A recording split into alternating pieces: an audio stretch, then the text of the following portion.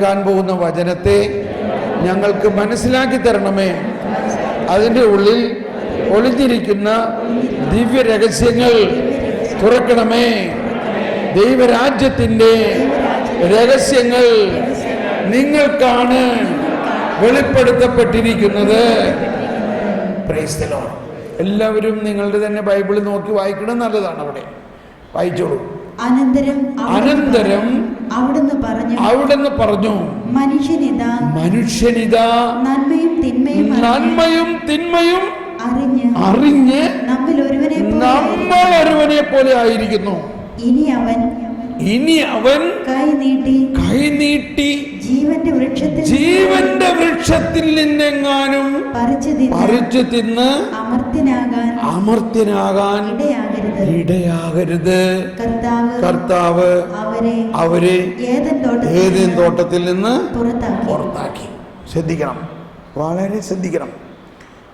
ഇത്രയും ഭാഗം ആദ്യം ശ്രദ്ധിക്കുക.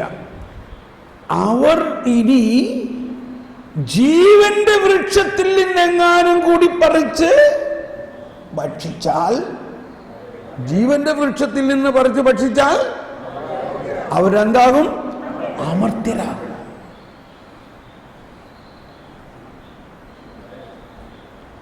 ഒന്നുകൂടി പറഞ്ഞേ. ജീവന്റെ വൃക്ഷത്തിൽ നിന്നെങ്ങാനും പറിച്ച് ഭക്ഷിച്ചാൽ അവർ അമർത്യരാകും. ഇപ്പോൾ എന്തോ ഒരു മിന്നൽ വരുന്നുണ്ടോ? വെളിവ് വരുന്നുണ്ടോ? എന്താ അവർ അമർത്യരായാൽ എന്താ ദൂഷ്യം?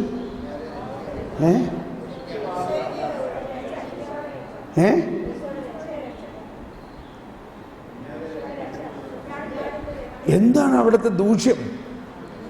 അവർ ഇപ്പൊ എന്ത് അവസ്ഥയിലാണ്? പാപാവസ്ഥയിലാണ്. അവർ പാപാവസ്ഥയിൽ അമർത്യരായാൽ അവർക്ക് എന്ത് സംഭവിക്കും? അവരെന്താവും? അവർ പിശാചാവും. ഇതായിരുന്നു പിശാചിന്റെ ഐഡിയ, ലക്ഷ്യം. അതിനെ അവിടെ വെച്ച് തന്നെ കർത്താവ് പരാജയപ്പെടുത്തി. മനസ്സിലായോ? അവർ പാപാവസ്ഥയിൽ, അതായത് അവർ പാപം ചെയ്തതിലൂടെ അവരുടെ ആത്മാവിലുള്ള ദൈവവരപ്രസാദ അവസ്ഥ നഷ്ടപ്പെട്ട് മരണാവസ്ഥയിലേക്ക് വന്നിരിക്കുന്നു. അവർ പാപത്തിന്റെ പരിണതഫലം മൂലമുണ്ടായ മരണാവസ്ഥയിലാണ് അവർ. ആ മരണാവസ്ഥയിൽ നിന്ന് അവർക്ക് സ്വയം രക്ഷപ്പെടുക സാധ്യമല്ലല്ലോ. ആ മരണാവസ്ഥയിൽ നിന്ന് അവരെ രക്ഷിക്കാൻ എങ്ങനെയാ സംവിധാനം? എങ്ങനെയാ അവർ രക്ഷപ്പെടുക? ആരെങ്കിലും ഒന്ന് പറയാമോ? ഈ മരണാവസ്ഥയിൽ നിന്നും, പാപം മൂലമുള്ള മരണാവസ്ഥയിൽ നിന്ന് ആദവും ഹവ്വയും എങ്ങനെയാ രക്ഷപ്പെടുക?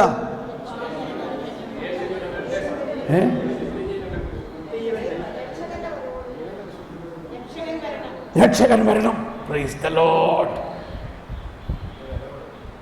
രക്ഷകൻ വന്ന്, അതായത് കർത്താവ് യേശു മിശിഹാ വന്ന് അവരുടെ പാപത്തിന് പരിഹാരം ചെയ്ത്, ആദത്തിൻ പിഴ കാരണമായി വന്ന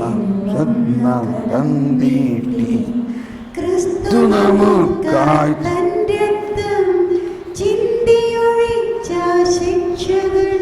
കണ്ടോ?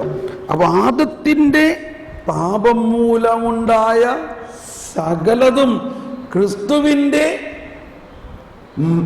മരണത്തിലൂടെ വിജയിച്ചു. അതാണ് ക്രിസ്തു മരിച്ചവരിൽ നിന്ന് ഉയർത്തു, തൻ്റെ മരണത്തിലൂടെ മരണത്തെ കീഴടക്കി, മരിച്ചവർക്ക് അവിടുന്ന് ജീവൻ നൽകി.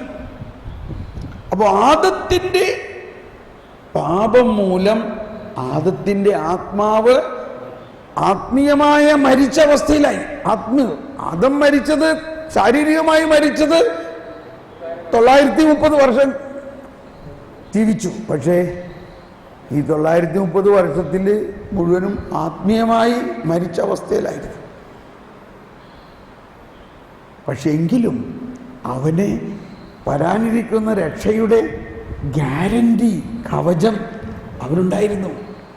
നിന്നെ വരാനിരിക്കുന്ന രക്ഷകൻ രക്ഷിക്കും. ഒന്ന് കൈവീശി എല്ലാവരും ശ്രദ്ധിച്ച് കേൾക്കണമെന്നും കൂടി ഞാൻ പറയാൻ പോവുകയാണ്. അപ്പോൾ ആദം പാപം ചെയ്തതിലൂടെ വന്ന ആ അവസ്ഥ ആത്മീയമായ മരിച്ച അവസ്ഥയിൽ ഉണ്ടാകുന്ന പൈശാചികത ആണ്. പൈശാചികത. ആ പൈശാചിക അവസ്ഥയിൽ ജീവന്റെ വൃക്ഷത്തിൽ നിന്നെങ്ങാനും പറിച്ച് ഭക്ഷിച്ചാൽ അവൻ ആ അവസ്ഥയിൽ അമർത്യനാവും. അവസ്ഥയിൽ അമർത്യനായാൽ അവൻ എന്തായിട്ട് മാറും? അവർ പിശാചായിട്ട് മാറും. പിന്നെ അവരെ വീണ്ടെടുക്കാനോ രക്ഷിക്കാനോ സാധ്യമല്ല. അതുകൊണ്ടാണ് അവര് ഏതേൻ തോട്ടത്തിൽ നിന്ന് പുറത്താക്കിയത്. കണ്ടോ, ഇത് അവരെ ശിക്ഷിക്കാൻ വേണ്ടിയാണോ രക്ഷിക്കാൻ വേണ്ടിയാണോ? അവരുടെ രക്ഷ അവിടെ ആരംഭിച്ചു. അപ്പൊ വാസ്തവത്തിൽ അതിൻ്റെ വേറൊരു ഭാഷ നമ്മൾ ഉപയോഗിക്കുകയാണെങ്കിൽ കർത്താവ് എന്ത് പറഞ്ഞു കാണും? മക്കളെ, നിങ്ങൾ തെറ്റ് ചെയ്തു പോയി, വിഷമിക്കണ്ട, ഞാൻ അതിനെല്ലാം പരിഹാരം മുൻകൂട്ടി ഉണ്ടാക്കി വെച്ചിട്ടുണ്ട്. കാരണം എനിക്കറിയാം നീ മണ്ണിൽ നിന്ന് ഉണ്ടാക്കിയത് കൊണ്ട് നിനക്ക് മണ്ണിന്റെ ബലഹീനതകളുണ്ട്. അതുകൊണ്ട് ലോകസ്ഥാപനത്തിന് മുമ്പ് തന്നെ നിന്നെ രക്ഷിക്കുന്നതിനുള്ള സംവിധാനം ഞാൻ ചെയ്തിട്ടുണ്ട്. പക്ഷേ ഇപ്പൊ നിങ്ങൾ ഇവിടെ നിൽക്കുകയാണെങ്കിൽ അപകടമാണ്. നിങ്ങൾ ഒരു വിഡ്ഢിത്തരം ചെയ്തു, ഇനി അതുപോലെ ജീവന്റെ വൃക്ഷത്തിൽ നിന്നെങ്ങാനും പറിച്ച് ഭക്ഷിച്ചാൽ പിന്നെ നിങ്ങളെ എനിക്ക് രക്ഷിക്കാൻ പറ്റില്ല. അതുകൊണ്ട് മക്കൾ ഇപ്പൊ പോയിക്കോ, ധൈര്യമായിട്ട് പോയിക്കോ. ഇതാ നിങ്ങളെ ആരും ഒന്നും ചെയ്യാതിരിക്കാൻ വേണ്ടി നിങ്ങളെ സംരക്ഷിക്കുന്ന ജീവന്റെ പുടവ ഞാൻ അണിയിച്ചിട്ട് വിടുകയാണ്. മാത്രമല്ല, ഇത് നിങ്ങളോ നിങ്ങളുടെ കാലശേഷം നിങ്ങളുടെ മക്കളോ കുഞ്ഞുമക്കളോ ആരും ഈ ഭാഗത്തെങ്ങാനും വന്ന ആ ജീവന്റെ വൃക്ഷത്തിന് അടുത്ത് തൊടാൻ പാടില്ല. അതുകൊണ്ട് ഞാൻ അതിനെ കാവലേർപ്പെടുത്തുകയാണ്. മാത്രമല്ല, ഈ പറുദീസ ഞാൻ അങ്ങ് അടയ്ക്കാൻ പോവുകയാണ്. എന്തുകൊണ്ട്? നിങ്ങൾ ഇതിനകത്ത് കയറിയാൽ, ഈ ജീവന്റെ വൃക്ഷത്തിൽ നിന്നെങ്ങാനും ഭക്ഷിച്ചാൽ പിന്നെ എനിക്ക് നിങ്ങളെ രക്ഷിക്കാൻ പറ്റില്ല. അതുകൊണ്ട് നിങ്ങൾ പോയിക്കോ. Praise the Lord. Good bye.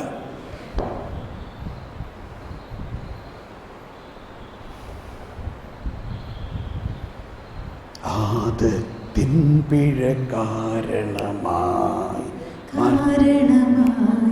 മധ്യനു വന്ന കടം വീട്ടി ക്രിസ്തു നമുക്കായി തൻ രക്തം ചിന്തിയൊഴിച്ച ശിക്ഷകളും. ഇവിടെയാണ് കർത്താവിൻ്റെ കരുണയുടെ മുഖം ഉൽപ്പത്തിയിൽ തന്നെ നമുക്ക് കാണണം. ഇനി ഈ സുവിശേഷം അല്ലെങ്കിൽ ബൈബിള് മുഴുവനും കരുണയുടെ ബൈബിളായിട്ട് തോന്നും. മറിച്ച് ആദ്യത്തെ പാപം ചെയ്ത കാരണം അടിച്ച് പുറത്താക്കി ശിക്ഷിച്ചു എന്ന് പറയുമ്പോൾ ഒരു ശിക്ഷിക്കുന്ന ദൈവമാണ് പറുദീസയിൽ തന്നെ നമ്മൾ കണ്ടുകൊണ്ടിരുന്നത്. നമുക്കൊന്ന് സ്തുതിച്ചേ. യേശുവേ സ്തോത്രം, യേശുവേ നന്ദി, പരിശുദ്ധാത്മാവേ നന്ദി. Price the Lord. ഇനി നമുക്കിനി ഈശോയെ എഴുന്നള്ളിച്ച് വെച്ചുകൊണ്ട് സ്തുതിച്ച് ഞാൻ നിങ്ങളെ ഈ ദിവ്യകാരുണ്യ ആരാധനയിലേക്ക് നയിക്കാം. അതിൽ നമുക്ക് പ്രാർത്ഥിക്കാം.